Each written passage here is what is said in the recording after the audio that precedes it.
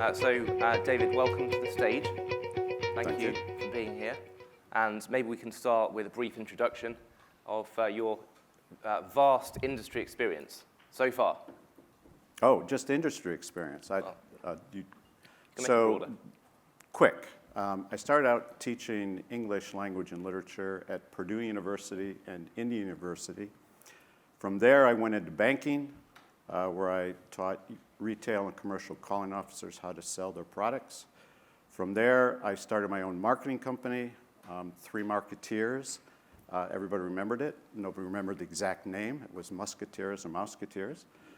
From there, I went to work for, this is where it's the industry, electrical distributor, large regional player in the Maryland area, 5 states. We were purchased by Hagemeyer, who was subsequently purchased by Rexel and Sonepar. And then I moved to AD, and I ran US and Canada, the electrical side for affiliated distributors for about 10 years. Then I joined a small software company where we did pricing matrices. I know there are a lot of pricing folks here. We sold that business, and now I'm at IDEA, and I've been with IDEA for the last 3 years. So that's my background. That's an extensive background, David. If you live long enough, broad, you end up here. broad, as you say, buying groups, Yeah. Distribution. Marketing, buying groups. Yeah, software. Software, middleware. Yeah. Worked with manufacturers and ran a distributorship. Yeah, absolutely. So we're going to talk about IDEA in a moment and kind of what IDEA is all about. I think from my perspective, we talked a lot yesterday about the importance of rebate management and how really Enable is the system of record for rebate agreements. Okay, so whether you are a manufacturer or a distributor or a buying group, we want you to create all of your rebate agreements in Enable. And as we discussed, those rebates are very broad and diverse, and there's many, many types. So that's all great, but we have a couple of massive dependencies. In order for Enable to work for your business and really deliver the value, make those rebates work harder, and whether that's driving more revenue, driving more profit, we need data. We need data to feed into Enable. And again, we are the system of record for the agreements. Okay, we're a repository for rebate agreements. But the key data we bring in is transactions and master data. And of course, the master data is largely product information, because rebates are product specific or product category specific at some level. And as we get more surgical and more focused, again, we talked about going from a sledgehammer to a scalpel, okay? That's about really having highly targeted rebates, which would typically be product specific. So, one of our huge drivers, possibly our biggest driver actually in Enable right now, is how do we get our customers to value faster? How can we get customers live using the system? Because no one wants to be implementing a system. That's not value. That's basically cost. So how can we get customers live and to value faster and faster and faster so they can actually get the benefits of the system? And what we found is product data is a challenge, for many companies. And the quality of their data, the breadth of their data is just a challenge. So as I researched this and my team researched this, several years ago, we identified IDEA and had many, many people really pointing out and recommending IDEA as the definitive source of product information in the electrical industry. And that's where it started, and we'll hear about it. And it's certainly broadening out from there as well. I think David eventually took a call with me. I think I had to make a lot of cold calls, David, to get you to answer the phone. Took about a year. Took about a year for David to answer the phone, and he was a bit skeptical. Who's this person? What's Enable? But we got to know each other, and that's been the start of a wonderful relationship that's benefiting many companies and many more to come. So that's kind of my context really on IDEA, and it'd be great to maybe go through briefly what IDEA does, why it exists, and then we can talk about how we can hopefully close this collaboration gap with some great data. Sure. And would you like me to be your clicker? Please, if you would. Okay. So, we need to go back to, I see it's on the main screen now. Yeah. Aha. So, we're actually owned by the National Association of Electrical Distributors and the National Electrical Manufacturer Association, 50-50. So in 1998, they realized that data was coming, and they wanted to have a single focal point where that data could be sent, stored, manipulated, and then syndicated out to the trading partners, distributors, wholesalers, reps, and others. So pretty, at the time, there wasn't even e-commerce really, it hadn't really started, so it was all transactional data. Since that time, obviously e-commerce has become prevalent. The massive data has increased.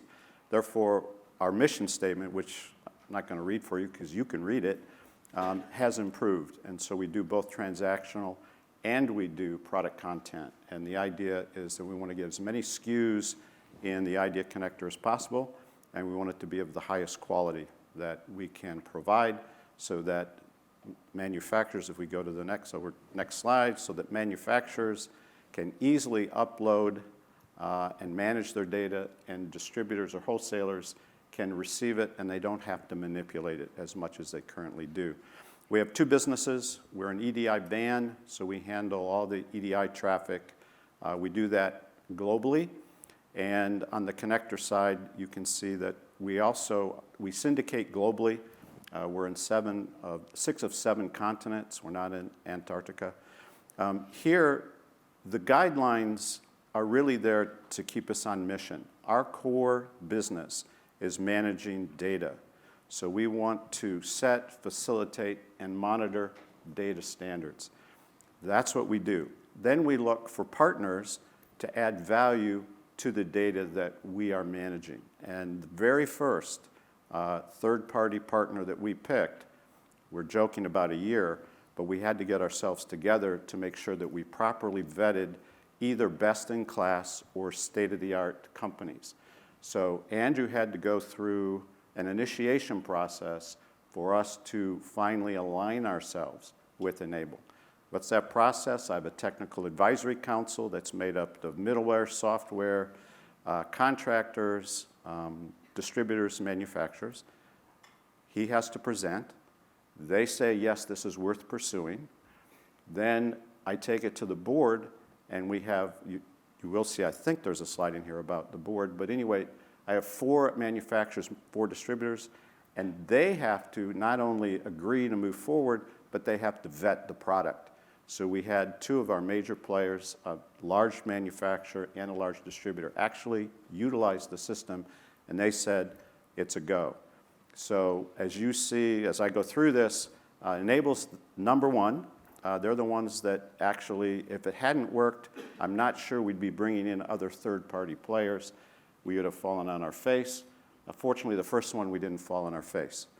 There may be some others that fail, but then you expect to fail if you keep trying to bring in new services. So that's a lot of information on a single slide. I apologize. This will happen a lot during this meeting. Well, the next one is a bit easy to digest. How about that? Just to give you a sense of size, you can read these again. We have over 3 million products. We're very shortly going to double it because we're going to move into retail lighting, showrooms, et cetera, and that's millions of products. You can see we do videos. We do 360-degree images. On the 360s, we actually will take the 360s that a manufacturer gives us. We'll right-size them. No web page wants to show multiple sizes when you want to have a consistent look, especially when you're competing with Amazon and Home Depot and Lowe's. So we have 5 billion. You can see attributes downloaded annually. It's much larger than that now. This slide is a couple months old, and we do about 2 million weekly. So it gives you a sense of our size. I hope that was quick. So going to the next, these are, when I was here last year, I think where were we? Miami? These were, here's what we're going to do. Now here's what we've done. So in the course of a year, we have partnered with Enable. We have a harmonized data model that we're working on. And for those of you, I apologize if acronyms come popping up, but there are multiple taxonomies that are floating around globally. And what manufacturers don't want to have to do is manage, when they're trading globally, is to manage all those taxonomies. And so what they've asked us to do is, would you take all of the taxonomies that exist, and so I'm not going to give you the acronyms, and could you harmonize them so if I can pick one taxonomy, one syndication format, that's the same thing, and send it to you. You can transform it to what my trading partners require. And so we are now moving very quickly to harmonize 3 large taxonomies that will let our customers pick one taxonomy if they choose, knowing that they can syndicate out in multiple other formats to get their data to their customers. Global syndication I've talked about.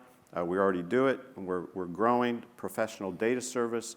We will take a manufacturer's data, whether it's structured or unstructured, we will map it and upload it into the ID connector, which is a PIM, and they don't have to do a thing, and we'll do it for less money than they can do it so that they can free up their staff to do more important things than loading data. The business insight, right now, it's actually a different name now, but the idea is the National Association of Electrical Distributors actually is collecting market data. If you have any want to know more about it, Mark McGreedy's in here somewhere.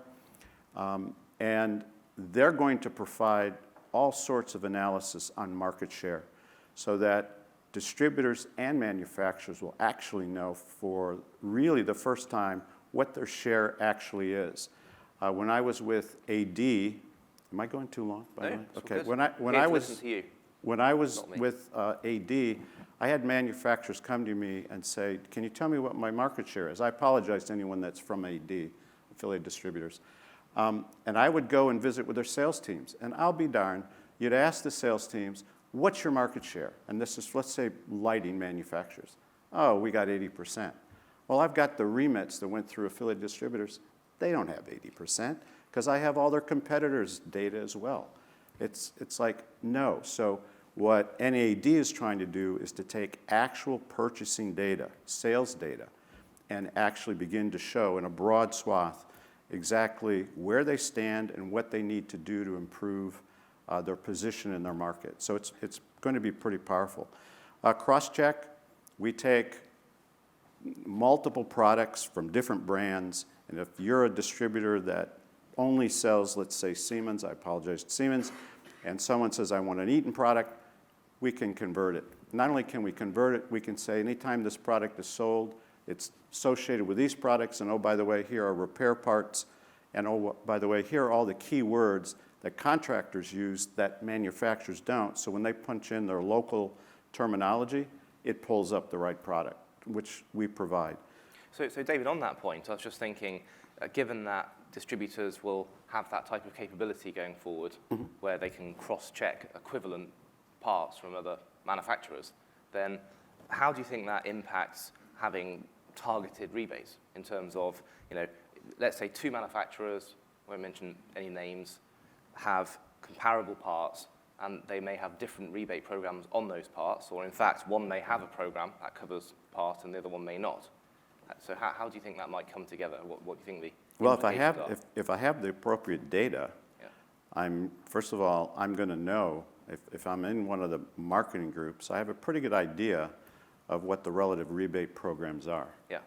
So I know that if I have discretionary dollars, I'm going to want to promote the product that gives me the best chance of selling that product and the largest rebate, especially if I have a growth incentive program. Yes. So the kind of visibility that the data that we're talking about provides enables strategic decisions, which is where he wanted me to go, right?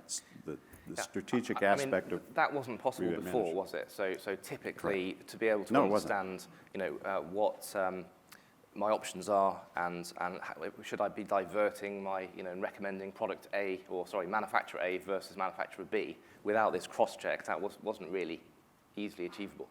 Well, it's a combination of your product and our product. Absolutely true. There was a point, I don't know how many of you have gone through it, not that far back, where you're near the end of the year and you discover, oh my God, I got to order another 100,000 to get 50,000 or another 200,000. And now you're in defensive posture. You don't have enough time to plan to use the discretionary dollars appropriately to generate as much rebate, I know we want to call them incentives, as possible. So yes, you're absolutely right. And having a cross-check capability means I do not lose a sale. I can say I don't carry that, but I do carry this, it's equivalent, and here are all the supporting products that go with it. That's great. So what I'd like to do at this point is just say to everyone, please don't hesitate to ask a question or make a comment. We've got a couple of people who are going to look out for anyone that raises their hand, and we've got microphones. So this will continue to be a conversation, and your questions are probably more important than mine.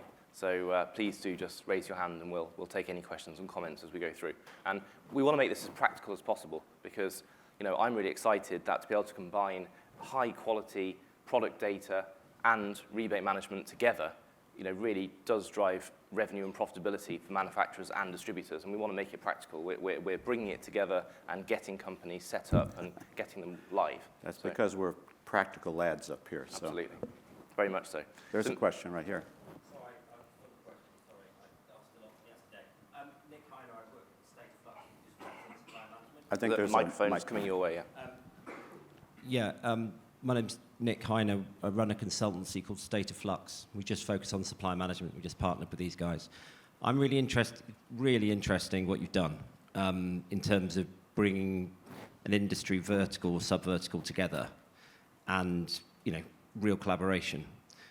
We've done this before with retailers, not the same technology play, but we've done this before when you've got slim margins and you've got an opportunity for everyone to benefit from a collaboration. So we did it in Australia with retailers. We've done it to some degree in the North Sea with oil and gas plays, right? Because they're trying to, let's just say, reduce the price of standard gloves and so going to market together rather than competing. How do you get there in terms of trust? That's my question. Like, how do you build that trust? I know you're half owned by the association, two associations, yeah. But some of the data you got is pretty powerful. You saw Amar Paul present yesterday, and his notion of collaboration is absolutely, it absolutely works. So if you think about, let's do the story that we've all been through. You're at an association meeting, you're at a marketing meeting, and you do that speed dating, where you get 17 minutes, or you get 20 minutes, or you get 30 minutes to meet with your distributor or a wholesaler, and you meet with a manufacturer. And typically, if you're with spreadsheets, or even you have multiple sources of data, you spend the first 15 minutes arguing about whose data is correct, right? And I've been in those conversations, and you got 2 minutes to say, well, it's been great to see you, how's the family, how are the kids? Nothing gets accomplished. When the data is, everyone agrees that the data is accurate, that it's, and we need to talk about what we mean by data quality too, but I'll get to that. So if the data is accurate, then the mindset changes. Now, in fact, maybe the players have to change, because if you have a belligerent company that says, well, my data's right and I'm not budging, that person was hired to be belligerent. The mindset is, if the data is no longer the issue, now you have to say, I've got to have a mindset that says, what do I do with the data? What problem are we trying to solve? And I'm collaborating now, because now we both have the same data. Let's have a different discussion. And so that's generating trust for the companies that do it. And that's what having clean, complete data will offer. It changes the quality of the people in those meetings, and it changes the direction of the conversation. Yeah. So that, I hope that at least... What about the trust with you? What about the trust with you, like your organisation? Why do they trust you? I'm not putting words in your mouth, but you've got a lot of powerful data. Yeah, we do. I'm interested in how you build that and how you position it. Well, now you've asked a different question.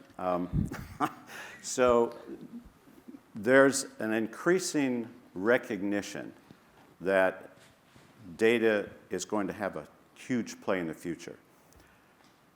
So you have the progressive wholesalers and progressive manufacturers starting to spend a good deal of money on infrastructure, data infrastructure, because they recognize that if they're going to compete tomorrow, I'm repeating Amar Paul stuff, right? So what does that make me? Mini Amar Paul? I don't know. So we're the repository. In our case, we're owned by both entities, manufacturers and distributors. So they know that we have authorization tables that are impenetrable. Only distributors that are authorized to receive that manufacturer data receive it. And so we've got 25 years, remember we started in 98, of trust.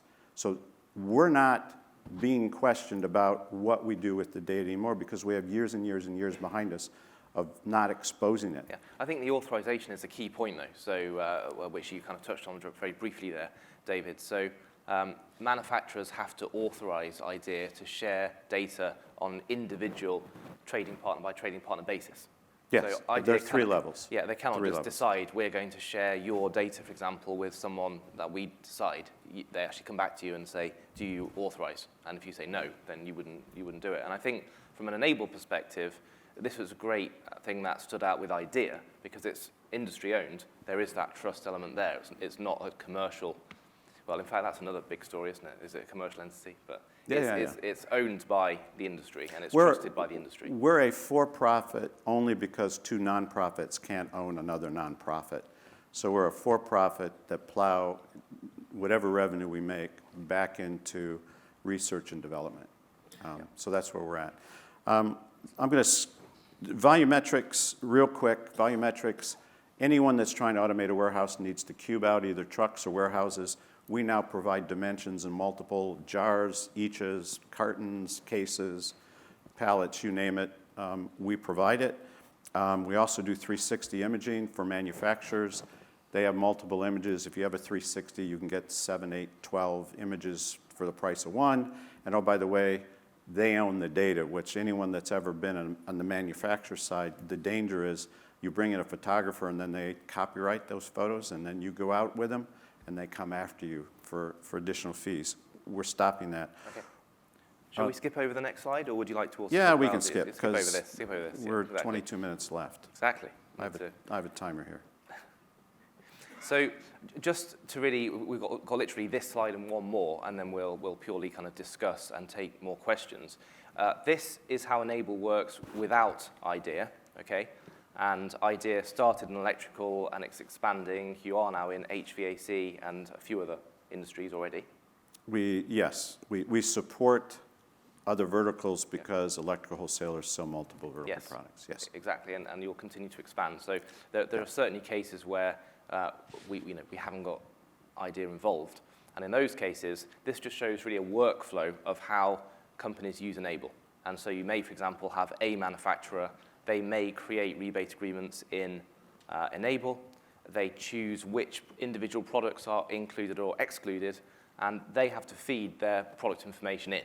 So, Enable doesn't have products as such. We're the software.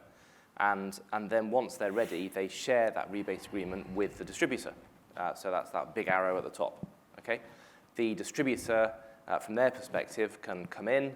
They can view agreements, they can download them, they can approve them, sign them off, and once that happens, then we can start to calculate what rebate is due, we can do the accruals, the forecasting, and so on. But as I say, we are reliant on the parties uploading their own data. And we can do quite a few things in terms of taking different data they have from different systems and different formats and so on, but the key thing is it comes from them. Okay, we're taking the data from our customer. Now, if we move on to how it works with IDEA, that very much drops into the middle there, and we literally tap into the vast product database that IDEA already has, which is being continually updated by all the manufacturers, and it's a great source. We've completed that technical integration last year. This was actually the proof of concept that David referred to, so we had Legrand from the manufacturing side and Elliott Electrical Supply for the distributor side. And what we proved through this POC was Legrand could go into Enable, they could create their rebate agreements in there, and they could select products from the IDEA product hierarchy, and that those products were then recognizable by Elliott, and they could sign off. So that was what we proved out, and since then, after we got the rubber stamp, we've kind of taken it. Which is why we're here today. Exactly. So I think, a lot of people have been trying to solve product data for a long time, and many companies have PIM projects, MDM projects, and they're trying to solve this, and I think some progress is being made, but you know, a lot of people are not there yet. And I guess one question for you, David, is why do you think this is so difficult? You know, why is it so difficult to solve this product data challenge? Well, let's look at it from manufacturer and wholesale side, wholesaler side. So from the manufacturer side, I've spent thousands, hundreds of thousands, millions of dollars developing data in my taxonomy of choice. My business systems are now synchronized with my PIM, and then a data exchange comes and says, well, we have a best practice, and we're going to standardize the data industry so everybody's working with the same data. Well, manufacturers are going to say, that's great, but not with my data. I'm not spending millions of dollars more to revamp the data that I already worked on. I can get my PIM to work for you, but my business systems can't talk to my PIM if I move to your data standard. So what we have to do is we have to be able to take the structured and unstructured data that currently exists within a manufacturer. We need to transform it into a standardized, harmonized template so that distributors then can receive it in their format. And if I went to the distributor side, you're going to hear the same story again. They spent years manipulating the data because the data comes in all sorts of forms so that they could not only feed it into their ERP systems, but populate their e-commerce sites. They don't want to go through this effort again.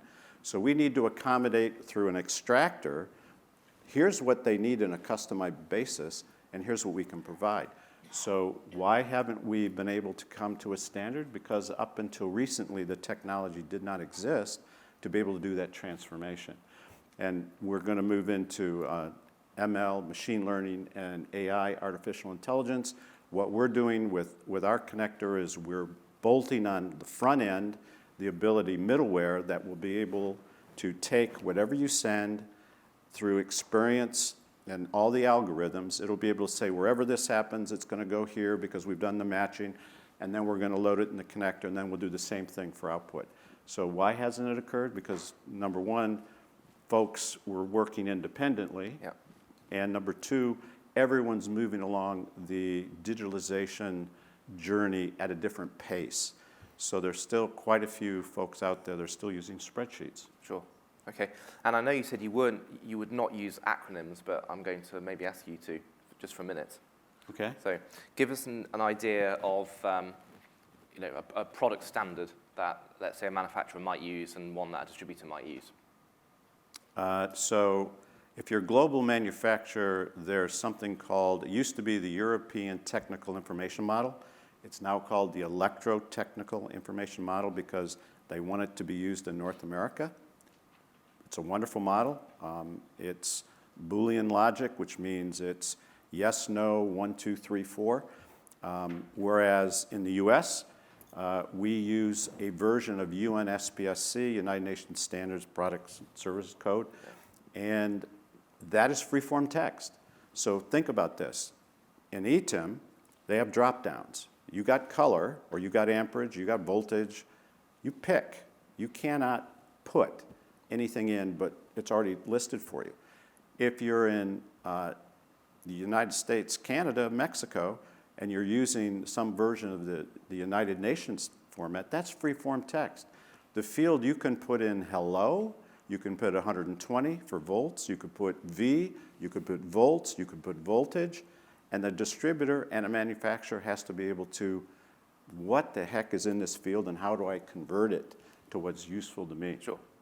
So those are the acronyms, I apologize. Okay. So ETIM, I guess, would be the first one you mentioned. Yes. And then UNSPS. SC. Okay, that's good. Yeah. So I guess before this, It's just EIEIO. That's not it. so before IDEA, then you literally would have trading partners talking different languages. And you can put the rebate agreement in the middle, you can standardize that, you can get both sides to see it. But if one company is running off ETIM and the other one is running off the one that I keep forgetting what the full Oh, acronym is. and it's even worse than that because each one has adopted their own customized version of those taxonomies. So infinite, there's basically infinite. Exactly. And I know IDEA has evolved a lot as well, because originally it was more like a repository where manufacturers just uploaded whatever they had, you could say that. Yes. Whereas now you're actually doing this harmonization, so you're looking across and saying, in ETIM, this particular part actually correlates to this in UNSPS, whatever. So you're doing that That is harmonization correct. now. We used to be aggregators, which means aggregation means you take what you're given. Now we're enhancers. We take what we're given and then we push back. Yep. But remember what I said about HDM, nobody wants to change, so I'm going to take a manufacturer's data the way it comes, I'm going to transform it, and then I'm going to send back what the best practice ought to be so that any future product or modifications can begin to be built in that format. Yep. It's the only way we're going to get everyone to sync, because when it comes to money, no one wants to spend that kind of money to do this all over again. So this really makes perfect sense to me, that rather than having every manufacturer provide product information to every distributor on a one-to-one basis, and then you've got kind of industries within every company trying to understand the data and convert it, having an industry approach where there's a hub in the center that can do that, it just makes perfect sense. And I'd love to hear, as we continue to talk here, in different industries around the room, whether you think this would be a good idea in your industry. Because I do think IDEA is unique in electrical, and for other industries, it's a challenge. So just think about that, and if you want to speak, then please raise your hand. I guess we should talk a little bit about collaboration before we finish, shouldn't we? Because that's why we're here. A lot of talk about collaboration yesterday, and David, I think you said collaboration is in the air. Zeitgeist. I don't think our German is still here, right? But I don't. Okay. We got a German, yes. Zeitgeist, spirit of the times. I hope I got it. There we are, because I know that you'll correct me when I get off the stage, which is good. But right now it appears that clean data, everyone says we need clean data, and everyone is saying, and now we're moving into an environment of collaboration. And there's a difference between partnership and collaborating. One partnership is kind of, I'm not engaged. Collaborating, two people are engaged working as one. So there seems to be this spirit in the air. And in fact, I wouldn't want to correct you, David, but do you mean participation versus collaboration? Oh, did I? Yeah, you said partnership. Participation. Yes. Thank you. So participation. I need him to follow me everywhere. Participation doesn't necessarily mean you're engaged, it's just you're participating in There's a something. difference between like sympathy and empathy. I mean, sympathy is from the outside looking at something. Empathy is you feel what that person feels. Collaboration is very similar. It's where you're both in it together.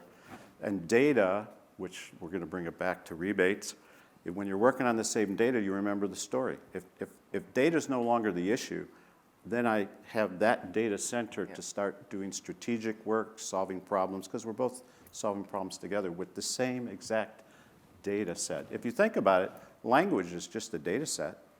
I mean, when we speak to each other, we're using data. It's vague, which is why we get into trouble all the time. We get angry. What do you used to teach again? Yeah. English, Language and literature. Okay. Yeah. It's coming out. Shakespeare. It's coming out. So shall we do question one? Oh. Question one. Wait, can I set this up, though? So for those of you who will get this chance, it's lovely to be up here. He sends you a list of questions about 2 or 3 weeks in advance. And then you meet with him an hour beforehand and says, I want to change this up. I want to ask you whatever questions come to mind. So since this is a discussion, I will be as surprised at what comes out of my mouth as you will be. So these actually are the rehearsed questions. Oh, you're going to go to rehearsed. Well, okay. not that we did a rehearsal, but this was a script. So, Okay.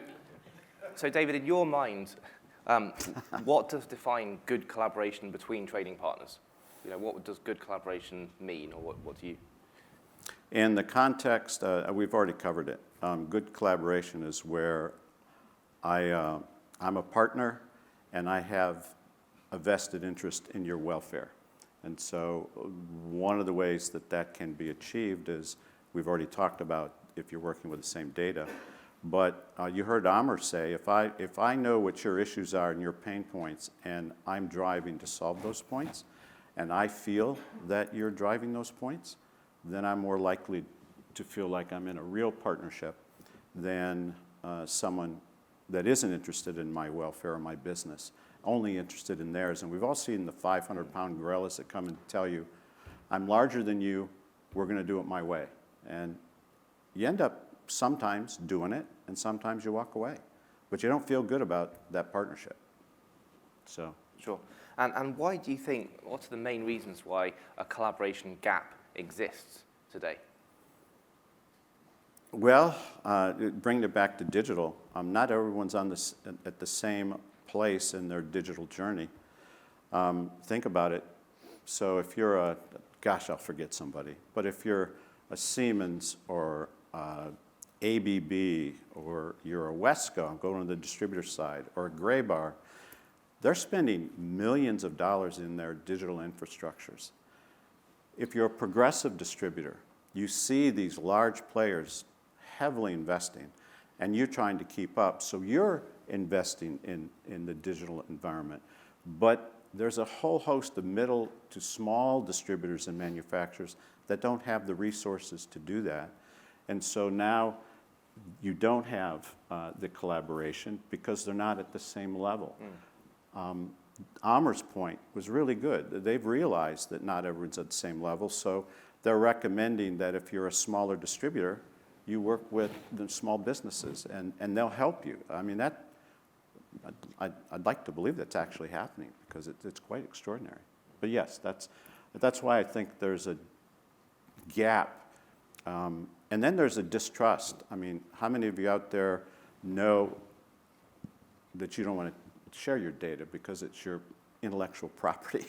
And of course, data doesn't become information until it's useful. And it's not useful when you're looking at your own data and you live in a larger market. You need to be gathering additional input for it to make any sense. So everyone's at a different level. Okay, and that makes sense. Makes sense. So you also talked earlier, you were giving us a tease about what clean data actually means and what product data quality. Yes. Setting the bar really with. So when I talk about clean data, it sounds like we toss that word around like candy. We all want clean data. But I can have accurate data that's not useful. I can have comprehensive data that's not useful. I can have timely data that's at the wrong time. I can have synchronization, but I can't sync between my business systems. I need useful data that is accurate, comprehensive, appropriate, synchronized, and it needs to be normalized. Now we're starting to talk about, well, when we're talking about clean data, we're talking about all of these aspects. I only throw that out because the next time you use the word, we just want to have accurate, clean data, you realize that there's much more to it than that for it to be useful. And of course, that's the goal, right? Make it useful. Yes. Yeah. Okay. So I think e-commerce is something many of us understand as being a reason why we want great quality data. We want comprehensive data, like you showed us earlier, David. All those attributes. That's really important for e-commerce. Yeah. I think rebate management is kind of less, it's thought of less in terms of what to use and how to leverage high quality product data. But hopefully we're describing here how, once you have that high quality product data, you can really use that to drive your rebate agreements forward as well. So that would be another really big application. And I guess what I'm saying is the product data or any data is a means to an end, isn't it? You need it to achieve an outcome, but it's not necessarily an outcome in its own right. It's become a means to the end. You remember the argument about whose data was right. Yes. Was a dead end. Now if it's all those things, all those 6 categories I just went through, now it's useful. Yes. Yeah. Yeah. Yeah. Incidentally, I'm very pleased to know that they're moving to SPAs.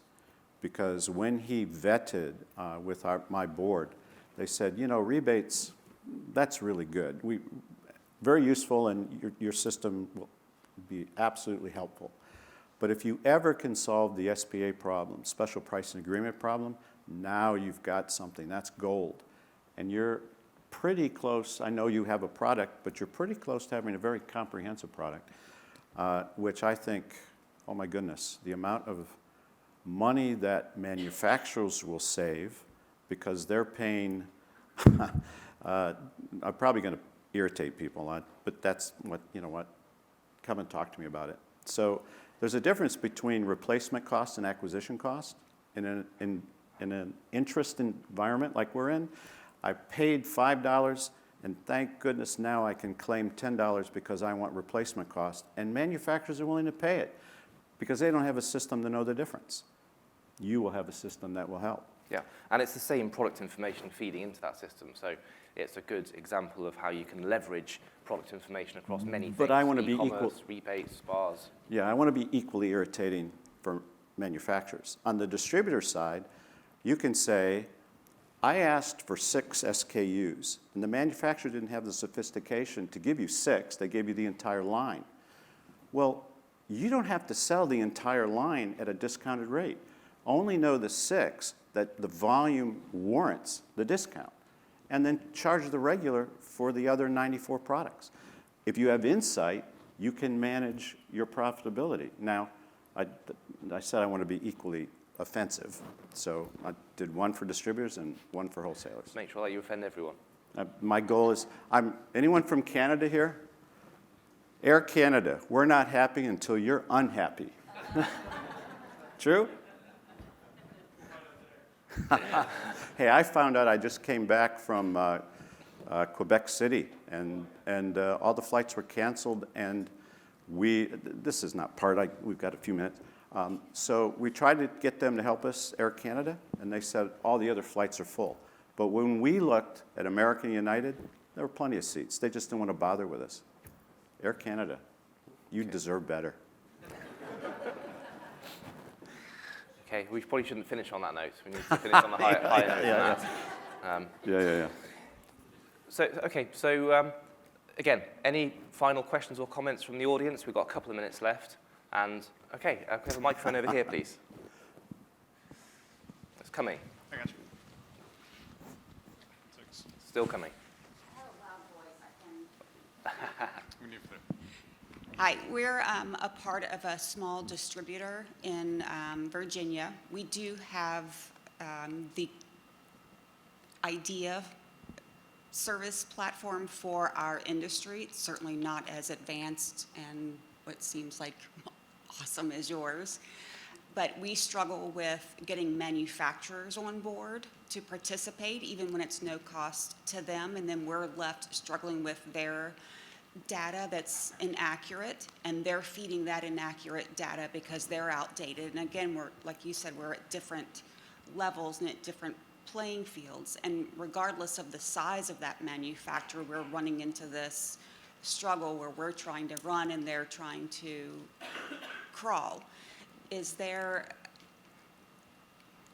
it would be nice if there'd be some sort of, what does the future look like in that are people, is there really something that is going to help close this gap quicker as industry progresses faster and we're sort of left in this gap? And even when I'm looking at the capabilities of Enable, I'm still struggling with doing a lot of manual manipulations with adding this product, taking this product away, and is it the right product because their descriptions don't really match our descriptions, and blah, blah, blah, blah, blah, blah, blah. So we have, can we go over Yes, a tiny absolutely. bit? We have 54 seconds left. So we recognize that issue. So we're doing two things, which we can actually jump verticals to do. Number one, we're aligning ourselves with a world-class e-commerce platform. What we're going to do is offer a subscription rate that small to medium distributors can handle, maybe $2,000 to $3,000 a month, and we will populate it with all the data, and they will maintain the platform, And as you grow and see capability, they have a menu of products. They're wonderful, but they want to also reach down into the lower level, and they realize that we can handle the data. The second thing that we're offering is an audit program where we'll go out to a manufacturer site and we will scrape the data and then we'll audit it, and we'll show a manufacturer what they're providing to Home Depot, Lowe's, any DIY, Amazon, in relation to what they're sharing with you. And we will require that they start providing the same quality data to small, medium, and in our electrical community as they're providing to the big players, because we can now grade it and we can expose what's happening. And typically, I'm going over, I apologize. Typically what a manufacturer will tell you, again, irritate everybody, is, well, I'm on the wholesale side, that's the retail side, and we don't talk to each other. That's got to stop, and we now are developing products that will make that stop. So hopefully that gives you some hope. Excellent. Well, David, thank you again for coming on stage and going with my last-minute changes to the questions. And that hopefully just gives everyone a flavor of what we're doing in bringing some great kind of data management together with our software to manage rebates, which I think is a good use case for product data. And let's not kind of just stop the conversation here. It'd be great to continue today and beyond. So Perfect. Thank you, everyone. Yeah, and, thank you very much. I'm going to bring Alex back.